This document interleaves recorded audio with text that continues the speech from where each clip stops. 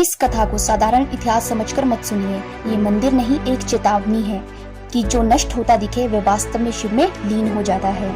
कुछ रात्रि सेवकों ने अचानक कंपन, मौन या भय मिश्रित शांति का अनुभव बताया, मानो कोई शक्ति उपस्थित हो। रात्रि सेवकों की परंपरा में ये कथा मिलती है कि कभी रात्रि में मंत्र जैसी ध्वनियां सुनाई देती है, बिना किसी वाद्य या मानवीय स्वर के। इतिहास कहता है ये मंदिर बार बार टूटा, लेकिन तंत्र कहता है ये कभी नष्ट हुआ ही नहीं, क्योंकि जिसे शिव ने स्वयं प्रकाश रूप में स्थापित किया हो उसे काल भी कैसे मिटा सकता है। नमस्कार भक्तों, स्वागत है आपका मेरे YouTube channel total talent with knowledge में। तो आज की वीडियो से हम एक अत्यंत पावन यात्रा की शुरुआत करने वाले हैं। आज से हम 12 ज्योतिर्लिंगों की कथा के बारे में जानेंगे, उनकी महिमा के बारे में जानेंगे और उनकी विशेषताओं के बारे में जानेंगे। हम प्रत्येक वीडियो में एक एक ज्योतिर्लिंग की कथा के बारे में जानेंगे। तो आज की वीडियो में हम पहले ज्योतिर्लिंग के बारे में जानेंगे, उसकी कथा क्या है, उसकी स्थापना कैसे हुई और उसकी महिमा क्या है। लेकिन आगे बढ़ने से पहले हम 12 ज्योतिर्लिंगों के बारे में जान लेते हैं। भारत की आध्यात्मिक परंपरा में ज्योतिर्लिंगों का स्थान अत्यंत विशिष्ट है। शिव पुराण के अनुसार 12 ज्योतिर्लिंग भगवान शिव के स्वयंभू प्रकाश रूप प्राकट्य हैं। ज्योतिर्लिंग भगवान शिव के स्वयं प्रकट स्वयंभू स्वरूप माने जाते हैं। शिव पुराण के अनुसार ये 12 स्थान अत्यंत पवित्र है। सोमनाथ ज्योतिर्लिंग स्थान प्रभास पाटन, गिर सोमनाथ, गुजरात, चंद्रदेव द्वारा स्थापित। मल्लिकार्जुन ज्योतिर्लिंग श्री शैलम, आंध्र प्रदेश, शिव पार्वती दोनों की संयुक्त उपस्थिति, दक्षिण का कैलाश। महाकालेश्वर ज्योतिर्लिंग स्थान उज्जैन, मध्य प्रदेश, एकमात्र दक्षिण मुखी ज्योतिर्लिंग। ओमकारेश्वर ज्योतिर्लिंग स्थान नर्मदा नदी, खंडवा, मध्य प्रदेश, ओम आकार के द्वीप पर स्थित। केदारनाथ ज्योतिर्लिंग स्थान केदारनाथ, रुद्रप्रयाग, उत्तराखंड, हिमालय में स्थित। भीमाशंकर ज्योतिर्लिंग स्थान पुणे, महाराष्ट्र, भीमासुर वध की कथा। काशी विश्वनाथ ज्योतिर्लिंग स्थान वाराणसी, उत्तर प्रदेश, मोक्ष प्रदान करने वाला ज्योतिर्लिंग। त्र्यंबकेश्वर ज्योतिर्लिंग नासिक, महाराष्ट्र, गोदावरी नदी का उद्गम। ब्रह्मा विष्णु महेश तीनों का स्वरूप। बैद्यनाथ ज्योतिर्लिंग स्थान देवघर, झारखंड, रावण से जुड़ी कथा। नागेश्वर ज्योतिर्लिंग स्थान द्वारका के पास, गुजरात, सर्पों के रक्षक शिव। रामेश्वरम ज्योतिर्लिंग स्थान रामेश्वरम, तमिलनाडु, श्री राम द्वारा स्थापित। त्रिशूलेश्वर ज्योतिर्लिंग स्थान औरंगाबाद, एलोरा, महाराष्ट्र, 12 ज्योतिर्लिंगों में अंतिम। तो आज के वीडियो में हम पहले ज्योतिर्लिंग की स्थापना के बारे में जानेंगे। इस कथा को साधारण इतिहास समझकर मत सुनिए। ये मंदिर नहीं, एक चेतावनी है कि जो नष्ट होता दिखे वह वास्तव में शिव में लीन हो जाता है। ये कोई साधारण मंदिर नहीं है, ये वह स्थान है जहाँ मन चंद्र बनकर कांपता है और चेतना शिव बनकर स्थिर हो जाती है। यहाँ पत्थर नहीं, समय पूजित होता है और यही कारण है कि इसे सोमनाथ कहा जाता है। एक देवता था जिसका तेज क्षीण हो रहा था, एक श्राप था जिसे कोई नहीं मिटा सकता था और एक ऐसा स्थान था जहाँ स्वयं महादेव को ज्योति बनकर उतरना पड़ा। वही स्थान है सोमनाथ। तो भक्तों, आज की वीडियो में हम सोमनाथ ज्योतिर्लिंग के बारे में जानेंगे। भारत की पावन भूमि पर स्थित सोमनाथ ज्योतिर्लिंग केवल एक तीर्थ या मंदिर नहीं, बल्कि शिव तत्व की जीवित घोषणा है। ये वह स्थान है जहाँ काल, कर्म, भक्ति और पुनर्जन्म चारों का संगम होता है। शिव पुराण के अनुसार ये 12 ज्योतिर्लिंगों में प्रथम है, अर्थात जहाँ शिव की ज्योति सबसे पहले स्थिर हुई। सोमनाथ की महिमा केवल पूजा पाठ तक सीमित नहीं, बल्कि ये अविनाशिता, धैर्य और आत्मिक पुनरुत्थान का प्रतीक है। ज्योतिर्लिंग का अर्थ है प्रकाश का स्तंभ। ये स्थूल लिंग नहीं, बल्कि शिव के अनंत निराकार प्रकाशमय स्वरूप का संकेत है। शिव पुराण के अनुसार और तंत्र शास्त्रों के अनुसार ज्योतिर्लिंग एक ऊर्जा केंद्र है, जहाँ शिव की अनंत शक्ति स्थिर होकर लोक में प्रकट होती है। शिव के ये प्रकाश स्तंभ एक दूसरे से दूर नहीं, बल्कि ऊर्जा के विभिन्न स्पंदन बिंदु है। सोमनाथ इस संपूर्ण ज्योतिर्लिंग श्रृंखला का मूल बिंदु माना जाता है। ये वह पहला स्थान है जहाँ शिव की दिव्य ज्योति स्थिर हुई और जिससे ऊर्जा की तरंगे अन्य ज्योतिर्लिंगों में प्रवाहित हुई। तांत्रिक ग्रंथों में सोमनाथ को ज्योति बीज के रूप में वर्णित किया गया है, अर्थात वह मूल बीज जिससे पूरे शिव ऊर्जा वृक्ष की वृद्धि होती है।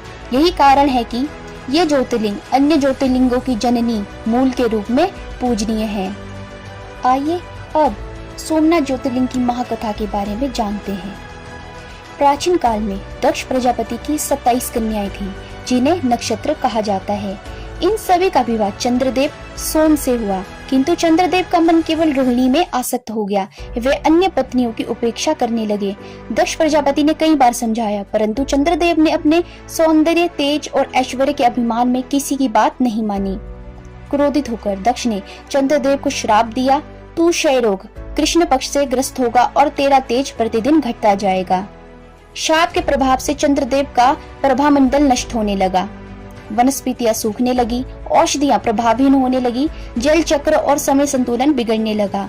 सभी देवता भयभीत हो उठे। ब्रह्मा और विष्णु ने चंद्रदेव को शिव की शरण में जाने की सलाह दी। चंद्रदेव ने सौराष्ट्र गुजरात के पवित्र प्रभास क्षेत्र को चुना। यही उन्होंने हजारों वर्षों तक निराहार निर्वस्त्र एकाग्रचित्त से ओम नमः शिवाय का जाप किया। उनके आंसुओं से भूमि पवित्र हो गई। यही भूमि आगे चलकर सोमनाथ कहलाई। चंद्रदेव की भक्ति से प्रसन्न होकर महादेव प्रकट हुए, परंतु इस बार वे ज्योति के स्तंभ के रूप में प्रकट हुए। चंद्रदेव ने शिव से प्रार्थना की, हे महादेव, मेरा तेज लौटाइए, परंतु शाप भी व्यर्थ न जाए। भगवान शिव ने कहा, दक्ष का श्राप पूर्णतः समाप्त नहीं होगा, परंतु तुम कृष्ण पक्ष में क्षीण और शुक्ल पक्ष में पुनः तेजस्वी होते रहोगे। यही कारण है चंद्रमा का घटना और बढ़ना। इस प्रकार धर्म की रक्षा, शाप की मर्यादा और करुणा तीनों का संतुलन हुआ। सोमनाथ ज्योतिर्लिंग की स्थापना के बाद महादेव द्वारा चंद्रदेव को अपने शीश पर धारण करना केवल करुणा नहीं बल्कि एक अत्यंत गूढ़ ब्राह्मणीय घोषणा थी। इसे साधारण कथा समझना भूल होगी। जब चंद्रदेव का श्राप संतुलित हो गया, सोमनाथ ज्योतिर्लिंग प्रकट हो चुका, अमावस्या पूर्णिमा का चक्र स्थापित हो गया, तब चंद्रदेव ने महादेव से कहा, हे प्रभु, मेरा तेज लौटा और मैं अभी भी कलंकित हूँ। तब महादेव ने चंद्रदेव को अपने शीश पर धारण कर लिया। इसका अर्थ था, चंद्र अब शिव की शरण में स्थायी रूप से है, कोई शाप उसे नष्ट नहीं कर सकता। महादेव ने चंद्रदेव को शीश पर ही क्यों धारण किया? शिव का शीश काल से परे है, वहाँ न जन्म है न मृत्यु। जो वहाँ स्थित होता है वह नाश से मुक्त हो जाता है। इसलिए चंद्र को हृदय पर नहीं, गले में नहीं, मस्तक पर रखा गया।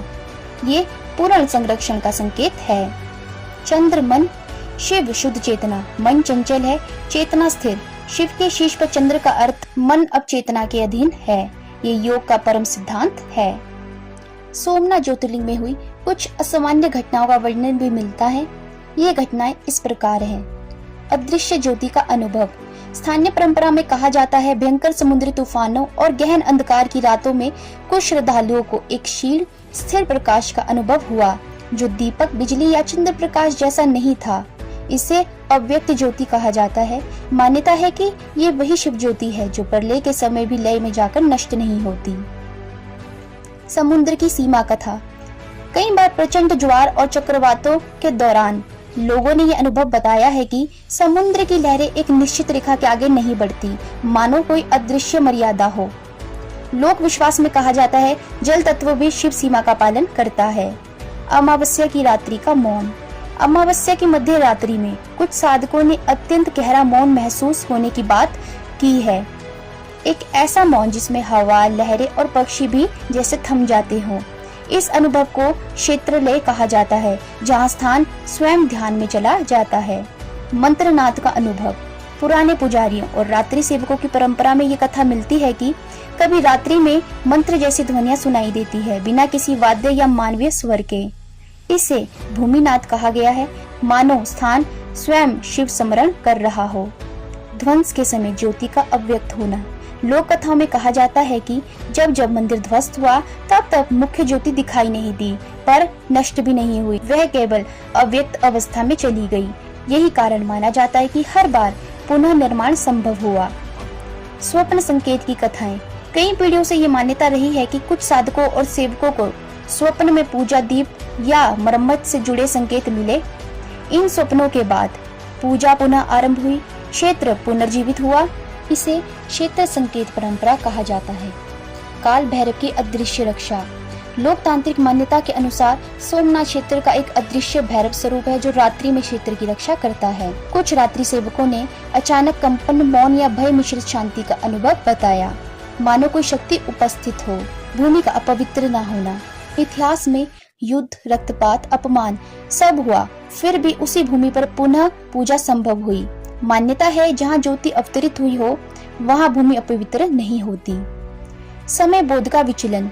कुछ साधकों ने बताया है कि दीर्घ ध्यान या रात्रि दर्शन के दौरान समय का बोध कम हो जाता है, घंटे मिनटों जैसे और मिनट घंटे जैसे लगते हैं। इसे काल साक्षी क्षेत्र का प्रभाव माना गया है। मौन साधकों की परंपरा।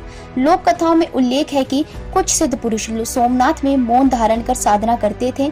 उनका कथन था, ये स्थान बोलता नहीं, अनुभव कराता है। तांत्रिक दृष्टि से सोमनाथ।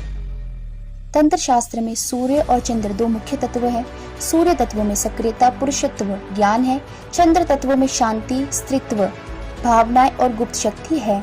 सोमनाथ को चंद्र तंत्र का मूल पीठ माना जाता है, जहां भावनात्मक, मानसिक और आध्यात्मिक ऊर्जा की शुद्धि होती है। ये केंद्र मन की अशांति और विक्षोभ को शमन कर साधक को शांत और गहन समाधि की ओर अग्रसर करता है। सोमनाथ समुद्र के किनारे होने के कारण जल तत्व का प्रतिनिधि है और पश्चिम दिशा का अधिष्ठान भी। तांत्रिक मान्यताओं के अनुसार पश्चिम दिशा लय, मृत्यु, प्रलय और पुनर्जन्म की दिशा है। इस प्रकार सोमनाथ जल तत्व और पश्चिम दिशा के माध्यम से संतुलन, समर्पण और आध्यात्मिक पुनर्जन्म का प्रतीक बनता है। साधक यहाँ लय प्राप्त करता है, जो शिव तत्व की वास्तविक अनुभूति है। तंत्र में अमावस्या को शिव तत्व की पूर्ण उपस्थिति माना जाता है, जब चंद्र पूर्णतः अप्रकाशित होता है पर उसकी शक्ति अधिक होती है। पूर्णिमा को चंद्र तत्व की सक्रियता और शुद्धता का प्रतीक माना जाता है। सोमनाथ में इन दोनों अवस्थाओं का विशेष प्रभाव होता है, जहां अमावस्या की रात शिव शक्ति अधिक प्रबल होती है और पूर्णिमा की रात मन चेतना की शुद्धि होती है। ये चक्र साधकों के लिए गुण साधना का अवसर है। प्रलय का शाब्दिक अर्थ विनाश है, पर तांत्रिक दृष्टि से ये लय और विलय का गुण प्रतीक है। सोमनाथ को प्रलय साक्षी माना जाता रहा है, क्योंकि ये शिव चेतना का वह केंद्र है जो प्रलय में भी स्थिर रहता है, अव्यक्त रूप में। ये संदेश देता है कि आत्मा और चेतना तत्व, काल और प्रलय से परे है। शिव के प्रकाश का स्थायित्व साधकों के जीवन को अस्थायी संकटों और विनाश से परे देखने की दृष्टि देता है। सोमनाथ मंदिर का बार बार ध्वस्त होना और पुनर्निर्माण उसका ऐतिहासिक तथ्य है, पर तांत्रिक दृष्टि से ये सांस्कृतिक ऊर्जा और शिव शक्ति का पुनरुत्थान है। ये संकेत करता है कि शिव ऊर्जा कभी नष्ट नहीं होती, भले ही उसका भौतिक आवरण क्षतिग्रस्त हो। प्रत्येक पुनर्निर्माण साधकों और भक्तों की निष्ठा, शक्ति और विश्वास की पुनर्स्थापना है, जो तंत्र की निरंतरता को बनाए रखती है। सोमनाथ को मोक्ष की यात्रा का प्रारंभ बिंदु माना जाता है। यहाँ से साधक अहंकार का विनाश, मानसिक शुद्धि और आत्म प्रकाश की ओर बढ़ता है। काशी को अंतिम विश्राम स्थल कहा जाता है। ये जीवन, मृत्यु, मोक्ष की आध्यात्मिक चक्र का प्रतीक है। तंत्र शास्त्रों में ये यात्रा अद्वैत ज्ञान की ओर गमन का सूत्र है, जो सोमनाथ से प्रारंभ होकर काशी तक पूर्ण होती है। सोमनाथ सहित सभी ज्योतिर्लिंग एक ही ऊर्जा वृक्ष की शाखाएं हैं।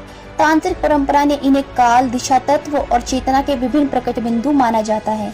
सोमनाथ ऊर्जा की मूल जड़ है, जबकि अन्य ज्योतिर्लिंग जीवन के विभिन्न पहलुओं का प्रतिनिधित्व करते हैं, जैसे महाकाल समय का, केदारनाथ तप का, रामेश्वर शुद्धि का आदि। ये पूरे सृष्टि और आत्मा की यात्रा का संकेत है। सोमनाथ ज्योतिर्लिंग केवल एक मंदिर या ऐतिहासिक स्मारक नहीं है, बल्कि ये शिव तत्व की आदि और अनंत अभिव्यक्ति है। ये वही स्थान है जहाँ अहंकार का क्षय, करुणा का उदय और काल का संतुलन एक साथ घटित हुआ। सोमनाथ का प्राकट्य ये स्पष्ट करता है कि शिव दंड देने वाले नहीं, बल्कि संतुलन स्थापित करने वाले हैं। चंद्रदेव का शाप नष्ट नहीं हुआ और शिव की करुणा से वह काल चक्र में परिवर्तित हो गया। यही संदेश सोमनाथ की आत्मा है कि जीवन में समस्याएं समाप्त नहीं होती, वे परिवर्तित होती हैं। ये ज्योतिर्लिंग समुद्र तट पर स्थित होकर ये बताता है कि प्रलय, भय और अव्यवस्था के बीच भी शिव की ज्योति स्थिर रहती है।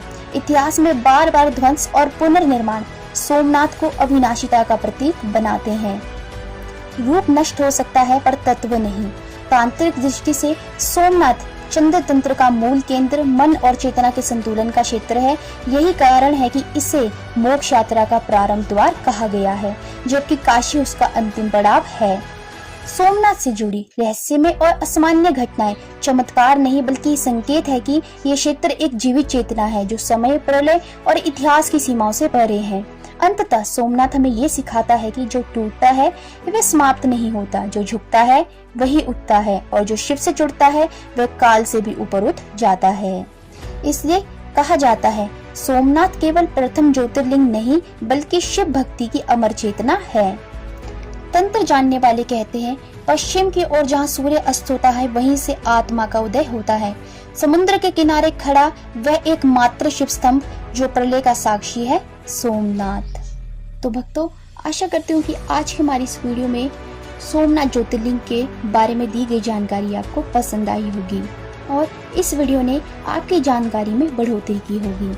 यदि आपको आज की हमारी ये वीडियो पसंद आई होगी तो वीडियो को लाइक करके चैनल को सब्सक्राइब करके बेल आइकन को प्रेस कर दीजिएगा। तो अब दूसरे ज्योतिर्लिंग की कथा में आपसे पुनः भेंट होगी।